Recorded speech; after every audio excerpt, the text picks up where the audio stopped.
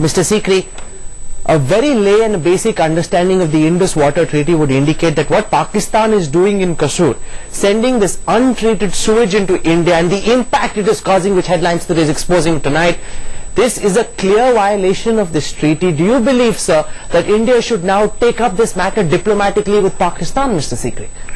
Well, we have the Indus Waters Treaty mechanism within which we should, in the first instance, take it up.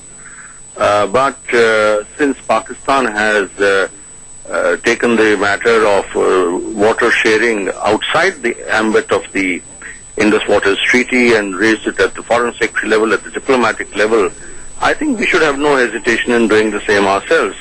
In fact, I have been arguing that the Indus Waters Treaty is something that we should be looking at not so passively, but also as a lever against Pakistan. Now, you've mentioned the Sutlej. That is one of the three eastern rivers which India is entitled to 100% usage. But we are not doing it. Why aren't we doing it? Because we are arguing amongst ourselves between Punjab, Haryana and Rajasthan that, who should get the waters from there, and the water is flowing into Pakistan. And Pakistan, presumably, I don't have all the facts, feels no sense of responsibility because they say, oh, this is a river which belongs to India, so we can do whatever we like and dump all the waste we need to. So I think we need to up the ante a little bit on this waters, because I think Pakistan is creating a very irresponsible manner an atmosphere where they are making out as if India is the offending party. That's a very important point you are making, Mr. Sikri, that Pakistan is acting casually and irresponsibly. But do you believe it's also a failure on the part of the Indian state? The Indian government should be raising this issue. Pakistan might be allowing this untreated effluent into India, but India is silent. Do you believe, sir, it's a failure on the part of the Indian government not to have taken it up with Pakistan so far? Well, the Indian view, as far as I'm aware, is that this is a matter to be discussed within the Indus Waters Treaty. But the point is that if Pakistan has gone outside the Indus Waters Treaty and raised it at the diplomatic level, whatever is of issues of concern to them, I see no reason why we should not do so. In fact, we should be making the argument that, look, you say that you're not happy with the Indus Waters Treaty. I think the Indus Waters Commissioner said that it is like an unhappy marriage. Well, if it's an unhappy marriage, then you separate and probably divorce. And we should say that if you're not happy with the Indus Waters Treaty, let's renegotiate the treaty. I think we need to be a little more aggressive and not so passive in this regard. But I would also like to add that the responsibility is not just Pakistan's. I think that there's a lot of pollution happening on the Indian side, so whatever action we may take vis-a-vis Pakistan does not detract from the importance of India taking the requisite steps itself to reduce pollution in our rivers. Correct. Absolutely, absolutely. Ms. Sunita Narayan, Rajiv Sikri is making a very important point. There are two aspects to it. Firstly, there's failure on our part to raise this with Pakistan, and secondly, just to blame Pakistan for this problem is not enough, because the water is untreated. India too, at the state level and at the central level, needs to take concrete action to ensure that these people don't drink polluted water which is impacting their health so grievously.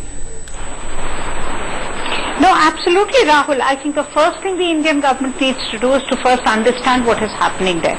It's not so difficult. It should be able to collect samples of water. It should be able to collect samples of water of the river which first enters Pakistan and then what leaves Pakistan.